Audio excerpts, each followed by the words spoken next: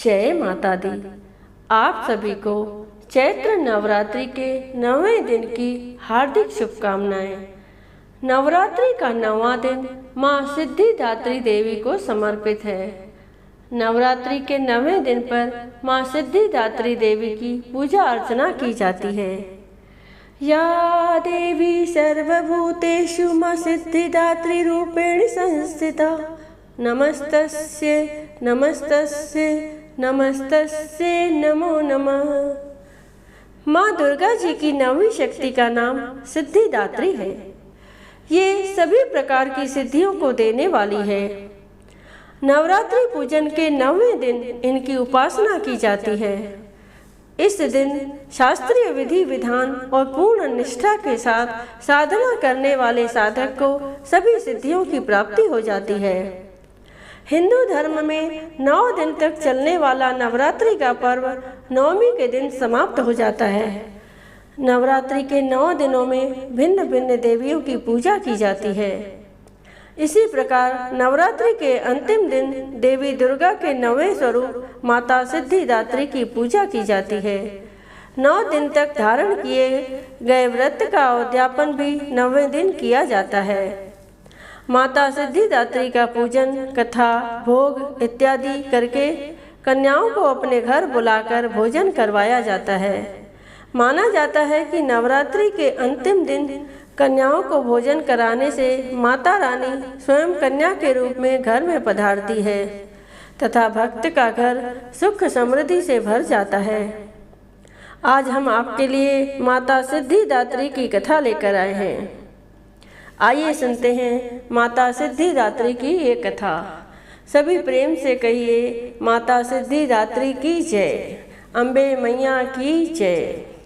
पौराणिक कथाओं के अनुसार एक दिन भगवान शिव माता सिद्धिदात्री की घोर तपस्या कर रहे थे। उनकी तपस्या से माता सिद्धिदात्री प्रसन्न हो गई और उन्होंने भगवान शिव को 8 सिद्धियों की प्राप्ति का वरदान प्रदान किया। इस वरदान के फलस्वरूप भगवान शिव का आधा शरीर देवी के रूप में परिवर्तित हो गया। इसके बाद से भगवान शिव को अर्धनारीश्वर का नाम प्राप्त हुआ। शिवजी का यह रूप संपूर्ण ब्रह्मांड में पूजनीय है। धरती पर अनेकों राक्षसों का जन्म होने लगा था। ऋषि मुनियों तथा सज्जन लोगों का निवास करना मुश्किल हो रहा था। इसी बीच जब पृथ्वी पर महिषासुर नामक दैत्य के अत्याचारों की अति हो गई थी, तब उस दानव के अंत हेतु सभी देवतागण भगवान शिव तथा विष्णु जी से सहायता लेने पहुँचे। उस दानव के अंत के लिए सभी देवताओं ने तेज उत्पन्न किया, जिसके जरिए माता सिद्धिदात्री उत्पन्न हुई। माँ सिद्धिदात्री भक्तों और साधकों को ये सभी सिद्धियां प्रदान करने में समर्थ है। देवी पुराण के अनुसार भगवान शिव ने इनकी कृपा से ही इन सिद्धियों को प्राप्त किया था। इनकी अनुकंपा से ही भगवान शिव का आधा शरीर देवी का हुआ था। इसी कारण वे लोक में अर्धनारीश्वर के नाम से प्रसिद्ध हुए। माँ सिद्धिदात्री 4 भुजाओं वाली है। इनका वाहन सिंह है। ये कमल पुष्प पर भी आसीन होती है। इनकी दाहिनी तरफ के नीचे वाले हाथ में कमल पुष्प है। प्रत्येक मनुष्य का यह कर्तव्य है कि वह माँ सिद्धिदात्री की कृपा प्राप्त करने का निरंतर प्रयत्न करे, उनकी आराधना की ओर अग्रसर हो। इनकी कृपा से अनंत दुख रूप संसार से निर्लिप्त रहकर सारे सुखों का भोग करता हुआ वह मोक्ष को प्राप्त कर सकता है। 9 दुर्गाओं में माँ सिद्धिदात्री अंतिम है। अन्य 8 दुर्गाओं की पूजा उपासना शास्त्रीय विधि विधान के अनुसार करते हुए भक्त दुर्गा पूजा के 9वें दिन इनकी उपासना में प्रवृत्त होते हैं। इन सिद्धिदात्री माँ की उपासना पूर्ण कर लेने के बाद भक्तों और साधकों की लौकिक पारलौकिक सभी प्रकार की कामनाओं की पूर्ति हो जाती है। सिद्धिदात्री माँ के कृपा पात्र भक्त के भीतर कोई ऐसी कामना शेष बचती ही नहीं है जिसे वह पूर्ण करना चाहे। वह सभी सांसारिक इच्छाओं, आवश्यकताओं और स्पृहाओं से ऊपर उठकर मानसिक रूप से माँ भगवती के दिव्य लोकों में विचरण करता हुआ उनके कृपा रस पीयूष का निरंतर पान करता हुआ विषय भोग शून्य हो जाता है। माँ भगवती का परम सानिध्य ही उसका सर्वस्व हो जाता है। इस परम पद को पाने के बाद उसे अन्य किसी भी वस्तु की आवश्यकता नहीं रह जाती। माँ के चरणों का यह सानिध्य प्राप्त करने के लिए हमें निरंतर नियम निष्ठ रहकर उनकी उपासना करनी चाहिए। माँ भगवती का स्मरण, ध्यान, पूजन हमें इस संसार की असारता का बोध कराते हुए वास्तविक परम शांतिदायक अमृत पद की ओर ले जाने वाला है। इनकी आराधना से जातक को अणिमा, लदिमा, प्राप्ति, प्राकाम्य, महिमा, ईशित्व, सर्व कामा वसीता, दूर श्रवण, पर कामा प्रवेश, वाक सिद्ध, अमृत भावना सिद्धि आदि समस्त सिद्धियों नव निधियों की प्राप्ति होती है। आज के युग में इतना कठिन तप तो कोई नहीं कर सकता, लेकिन अपनी शक्ति अनुसार जप तप पूजा अर्चना कर कुछ तो माँ की कृपा का पात्र बनता ही है। प्रत्येक सर्वसाधारण के लिए आराधना सरल है। माँ जगदम्बे की भक्ति पाने के लिए नवरात्रि में नवमी के दिन माता का पूजन करना चाहिए। सभी बोलो प्रेम से माँ सिद्धिदात्री माता की जय, अम्बे मैया की जय। जय माता दी। आज हम सुनेंगे नवरात्रि व्रत की कथा।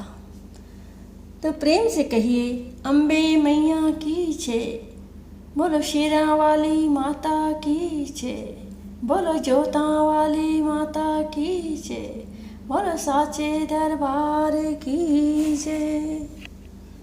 चैत्र नवरात्र हर साल चैत्र शुक्ल पक्ष की प्रतिपदा तिथि से शुरू हो जाता है। कहते हैं कि जो व्यक्ति इस दौरान व्रत रख माँ अम्बे की सच्चे मन से आराधना करता है उसके सारे दुख दूर हो जाते हैं। नवरात्रि व्रत रखने वालों को इस व्रत कथा को पढ़ना या सुनना जरूरी माना जाता है। तो आइए सुनते हैं कथा। एक बार बृहस्पति जी ने ब्रह्मा जी से पूछा कि चैत्र व अश्विन मास के शुक्ल पक्ष के नवरात्र का व्रत और उत्सव करने का क्या कारण है? इस व्रत का क्या फल मिलता है? इसे किस प्रकार किया जाना चाहिए? सबसे पहले इस व्रत का पालन किसने किया था? बृहस्पति जी के सवाल का जवाब देते हुए ब्रह्मा जी ने कहा कि हे बृहस्पति, प्राणियों के हित की इच्छा से तुमने बहुत अच्छा सवाल किया है। जो मनुष्य मनोरथ पूर्ण करने वाली दुर्गा, महादेव, सूर्य और नारायण का ध्यान करते हैं वो धन्य हो जाते हैं। नवरात्र व्रत संपूर्ण कामनाओं को पूर्ण करने वाला माना जाता है। इस व्रत को करने से पुत्र की कामना वाले को पुत्र, धन की कामना वाले को धन, विद्या की प्राप्ति की चाहत रखने वालों को विद्या और सुख की इच्छा रखने वालों को सुख मिलता है। इस व्रत से रोगी मनुष्य का रोग दूर हो जाता है। मनुष्य के सभी प्रकार के कष्ट दूर हो जाते हैं और घर में सुख समृद्धि आती है। बंध्या को पुत्र प्राप्त होता है, समस्त पापों से छुटकारा दिलाता है ये नवरात्र व्रत, और इसे करने से मन का मनोरथ सिद्ध हो जाता है। ब्रह्मा जी के अनुसार जो मनुष्य नवरात्र व्रत को नहीं करता उसे जीवन में अनेक दुखों को भोगना पड़ता है और कष्ट व रोग से पीड़ित हो अंगहीनता को प्राप्त होता है और वह धन धान्य से रहित रहता है। भूख और प्यास से व्याकुल घूमता फिरता है तथा संज्ञाहीन हो जाता है। यदि व्रत करने वाला मनुष्य सारे दिन का उपवास न कर सके तो एक समय भोजन करके भी इस व्रत को रख सकता है और 10 दिन बांधवों सहित नवरात्र व्रत की कथा का श्रवण करे। हे बृहस्पति, जिसने सबसे पहले इस महाव्रत को किया था, आज मैं तुम्हें उसकी कथा सुनाता हूँ। ब्रह्मा जी बोले, प्राचीन काल में मनोहर नगर में पीठित नाम का एक अनाथ ब्राह्मण रहता था। वो भगवती दुर्गा का बड़ा भक्त था। उसे सुमति नाम की एक अत्यंत सुंदरी एक अत्यंत सुंदर कन्या उत्पन्न हुई। उसका पिता प्रतिदिन जब भी माँ दुर्गा की पूजा कर होम किया करता था तो वह कन्या उस समय नियम से वहाँ उपस्थित रहती थी। एक दिन सुमति अपनी सखियों के साथ खेल रही थी और माँ भगवती के पूजन में उपस्थित नहीं हुई। उसके पिता को पुत्री पर क्रोध आया और पुत्री से कहने लगा, अरे दुष्ट पुत्री, आज तूने भगवती का पूजन नहीं किया, इस कारण मैं किसी कुष्ठ रोगी या दरिद्र मनुष्य के साथ तेरी शादी करूँगा। पिता की बात सुनकर सुमति को बड़ा दुख हुआ और पिता से कहने लगी, हे पिता, मैं आपकी कन्या हूँ, जैसी आपकी इच्छा हो वैसा ही करें।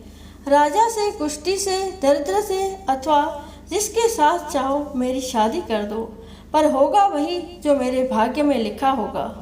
मेरा तो अटल विश्वास है कि जो व्यक्ति जैसा कर्म करता है उसे वैसा ही फल प्राप्त होता है, क्योंकि कर्म करना मनुष्य के अधीन है पर फल देना ईश्वर के अधीन है। इस प्रकार कन्या के निर्भयता से कहे हुए वचन सुन उसके पिता को और भी अधिक क्रोध आ गया।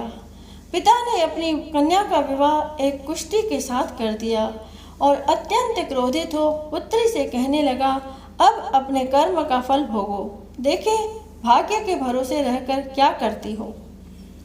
पिता के ऐसे कटु वचन को सुन सुमति मन ही मन सोचने लगी कि अहो, मेरा बड़ा दुर्भाग्य है जिससे मुझे ऐसा पति मिला। कन्या ये सोचते हुए कन्या अपने पति के साथ वन में चली गई और डरावने कुशायुक्त उस निर्जन वन में उन्होंने रात बड़े ही कष्ट से व्यतीत की। उस कन्या की ऐसी दशा देख देवी भगवती प्रकट हुई और उन्होंने सुमति से कहा, हे दीन ब्राह्मणी, मैं तुझसे प्रसन्न हूँ, तुम जो चाहो वरदान मांग सकती हो। भगवती दुर्गा का यह वचन सुन ब्राह्मणी ने कहा, आप कौन हैं? ब्राह्मणी का ऐसा वचन सुन देवी ने कहा कि मैं आदिशक्ति भगवती हूँ और मैं ही ब्रह्म विद्या व सरस्वती हूँ। हे ब्राह्मणी, मैं तुझ पर तेरे पूर्व जन्म के पुण्य के प्रभाव से प्रसन्न हूँ। तुम्हारे पूर्व जन्म का वृतांत सुनाती हूँ, सुनो। तू पूर्व जन्म में निषाद भील की स्त्री थी और अति पतिव्रता थी। एक दिन तेरे पति ने चोरी की। चोरी करने पर तुम दोनों को सिपाहियों ने पकड़ लिया और ले जाकर जेल में बंद कर दिया। उन लोगों ने तुझको और तेरे पति को भोजन भी नहीं दिया। इस प्रकार नवरात्र के दिनों में तुमने न तो कुछ खाया और न जल ही पिया, जिस कारण अनजाने में ही सही लेकिन तुम्हारा 9 दिन तक नवरात्र का व्रत हो गया। हे ब्राह्मणी, उन दिनों में जो व्रत हुआ, इस व्रत के प्रभाव से प्रसन्न होकर मैं तुझे मनोवांछित वर देती हूँ। तुम्हारी जो इच्छा हो मांगो। इस प्रकार माँ दुर्गा के वचन सुन ब्राह्मणी बोली, मैं आपको प्रणाम करती हूँ, कृपा करके मेरे पति का कोढ़ दूर करो। देवी ने कहा, उन दिनों तुमने जो व्रत किया था उस व्रत का 1 दिन का पुण्य पति का कोढ़ दूर करने के लिए अर्पण करो। उस पुण्य के प्रभाव से तेरा पति कोढ़ से मुक्त हो जाएगा। इस प्रकार देवी के वचन सुन वह ब्राह्मणी बहुत प्रसन्न हुई और उसके पति का शरीर भगवती दुर्गा की कृपा से कुष्ठ रोग से रहित तो अति कांतिवान हो गया। वह ब्राह्मणी पति की मनोहर देह को देख देवी की स्तुति करने लगी और माता से कहने लगी कि आप दुर्गति को दूर करने वाली, तीनों लोकों का संताप हरने वाली, समस्त दुखों को हरने वाली, रोगी व्यक्ति को निरोग करने वाली और दुष्टों का नाश करने वाली जगत की माता हो। हे अम्बे, मुझ निरपराध अबला को मेरे पिता ने कुष्ठी मनुष्य के साथ विवाह कर घर से निकाल दिया था।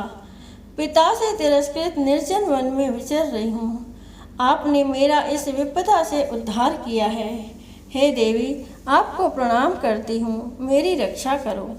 उस ब्राह्मणी की बात सुनकर देवी बहुत प्रसन्न हुई और ब्राह्मणी से कहा कि हे ब्राह्मणी, तेरे उदालय नामक अति बुद्धिमान, धनवान, कीर्तिवान और जितेंद्रिय पुत्र शीघ्र उत्पन्न होगा। ऐसा वर प्रदान कर देवी ने ब्राह्मणी से फिर कहा, कि हे ब्राह्मणी, और जो कुछ तेरी इच्छा हो वह मांग लो। ब्राह्मणी ने कहा, अगर आप मुझ पर प्रसन्न हैं तो कृपा कर मुझे नवरात्र व्रत की विधि और उसके फल का विस्तार से वर्णन करें। माँ दुर्गा ने कहा, हे ब्राह्मणी, मैं तुम्हें संपूर्ण पापों को दूर करने वाले महानवरात्र व्रत की विधि बतलाती हूँ। माँ दुर्गा ने कहा, हे ब्राह्मणी, मैं तुम्हें संपूर्ण पापों को दूर करने वाले नवरात्र व्रत की विधि बतलाती हूँ, जिसको सुनने से मोक्ष की प्राप्ति होती है। नवरात्र में 9 दिनों तक विधि पूर्वक व्रत करे। यदि दिन भर का व्रत न कर सके तो एक समय भोजन करे। विद्वान ब्राह्मणों से पूछकर घट स्थापना करें और वाटिका बनाकर उसको प्रतिदिन जल से सींचे। महाकाली, महालक्ष्मी और महासरस्वती देवी की मूर्तियां स्थापित कर उनकी विधि विधान से पूजा करें और पुष्पों से विधि पूर्वक अर्घ्य दें। बिजौरा के फल से अर्घ्य देने से रूप की प्राप्ति होती है। जायफल से अर्घ्य देने से कीर्ति, दाख से अर्घ्य देने से कार्य की सिद्धि होती है। आंवले से अर्घ्य देने से सुख की प्राप्ति और केले से अर्घ्य देने से आभूषणों की प्राप्ति होती है। इस प्रकार पुष्पों व फलों से अर्घ्य देकर व्रत समाप्त होने पर 9वें दिन विधि विधान हवन करे। खांड, नारियल, घी, गेहूँ, शहद, जौ, तिल, बिल्व, दाख और कंदब आदि से हवन करे। गेहूं से होम करने से लक्ष्मी की प्राप्ति होती है। खीर एवं चंपा के फूलों से धन की और बेल पत्तों से तेज व सुख की प्राप्ति होती है। आंवले से कीर्ति की और केले से पुत्र की, कमल से राज सम्मान की और दाखों से संपदा की प्राप्ति होती है। खांड, घी, नारियल, शहद, जौ और तिल तथा फलों से होम करने से मनोवांछित वस्तु की प्राप्ति होती है। व्रत करने वाला मनुष्य इस विधि विधान से होम कर आचार्य को अत्यंत नम्रता के साथ प्रणाम करे और यज्ञ की सिद्धि के लिए उसे दक्षिणा दे। इस प्रकार बताई हुई विधि के अनुसार जो व्यक्ति व्रत करता है उसके सब मनोरथ सिद्ध होते हैं। इसमें तनिक भी संदेह नहीं है। इन 9 दिनों में जो कुछ दान आदि दिया जाता है उसका करोड़ों गुना फल मिलता है। इस नवरात्र व्रत करने से अश्वमेघ यज्ञ का फल मिलता है। हे ब्राह्मणी, इस संपूर्ण कामनाओं को पूर्ण करने वाले उत्तम व्रत को तीर्थ, मंदिर अथवा घर में विधि के अनुसार करें। ब्रह्मा जी बोले, हे बृहस्पति, इस प्रकार ब्राह्मणी को व्रत की विधि और फल बताकर देवी अंतर ध्यान हो गई। जो मनुष्य या स्त्री इस व्रत को भक्ति पूर्वक करता है वह इस लोक में सुख प्राप्त कर अंत में दुर्लभ मोक्ष को प्राप्त होता है। हे बृहस्पति, यह इस दुर्लभ व्रत का महात्म्य है जो मैंने तुम्हें बतलाया है। यह सुन बृहस्पति जी आनंद से प्रफुल्लित हो ब्रह्मा जी से कहने लगे कि हे ब्राह्मण, आपने मुझ पर अति कृपा की जो मुझे इस नवरात्र व्रत का महात्म्य सुनाया। ब्रह्मा जी बोले कि हे बृहस्पति, यह देवी भगवती आदि संपूर्ण लोकों का पालन करने वाली है। इस महादेवी के प्रभाव को कौन जान सकता है। बोलो देवी भगवती की जय, बोलो अम्बे मैया की जय। अम्बे मैया की आरती। ओम जय अम्बे गौरी मैया, जय श्यामा गौरी मैया, जय आनंद करणी मैया, जय रिद्धि सिद्धि करणी मैया, जय संकट हरणी। तुमको निश दिन ध्यावत, तुमको निश दिन ध्यावत हरि ब्रह्मा शिवरी। ओम जय अम्बे गौरी। मांग सिंदूर विराजत, टीको मृग मद को मैया, टीको मृग मद को।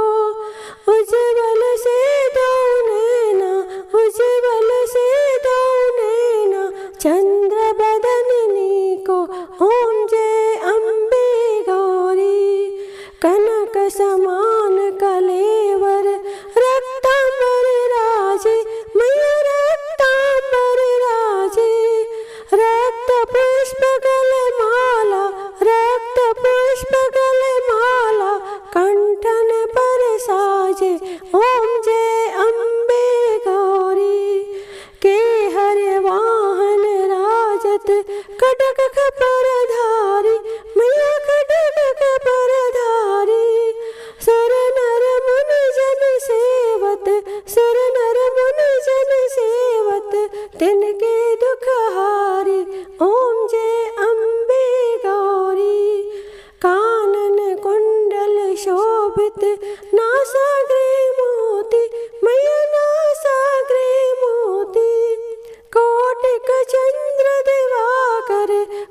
कार्तिक चंद्र दिवाकर समराजत ज्योति ओम जय अम्बे गौरी। शुंभ निशुंभ विदारे महिषासुर घाती मैया महिषासुर घाती। धूम्र विलोचन नैना धूम्र विलोचन नैना निश दिन मदमाती ओम जय अम्बे गौरी। चंड मुंड सहारे शोणित बीज हरे मैया शोणित बीज हरे। मधु कैटभ दो मारे मधु कैटभ दो मारे सुर भयहीन करे ओम जय अम्बे गौरी। ब्रह्माणी रुद्राणी तुम कमला रानी मैया तुम कमला रानी। आगम निगम बखानी आगम निगम बखानी तुम शिव पटरानी ओम जय अम्बे गौरी। 64 योगिनी गावत नृत्य करत भैरो मैया नृत्य करत भैरो। बाजत ताल मृदंगा बाजत ताल मृदंगा और बाजत डमरू ओम जय अम्बे गौरी। तुम ही जग की माता तुम ही हो भरता मैया तुम ही हो भरता।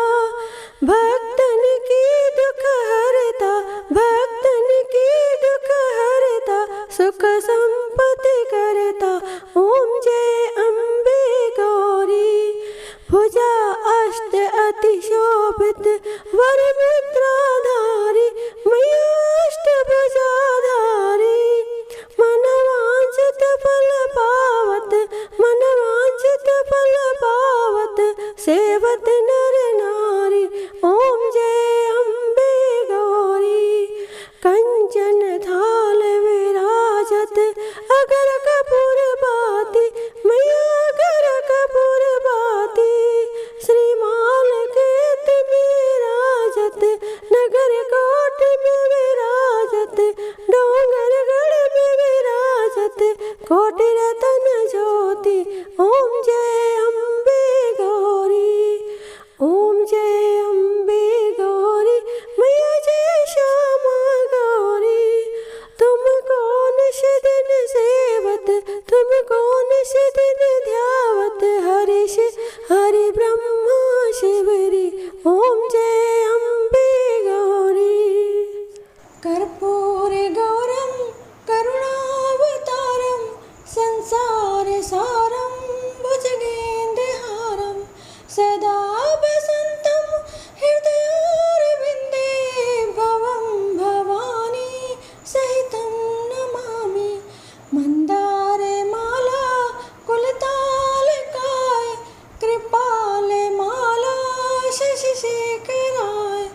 दिगंबराय च दिगंबराय ओम नमः शिवाय ओम नमः शिवाय। त्वमेव माता च पिता त्वमेव त्वमेव बन्धु च सखा त्वमेव त्वमेव विद्या द्रविणं त्वमेव त्वमेव सर्वं मम देव देव। गुरुर्ब्रह्मा गुरुर्विष्णु गुरुर्देवो महेश्वरा। गुरुर्साक्षात् परं ब्रह्म तस्मै श्री गुरवे नमः तस्मै श्री गुरवे नमः।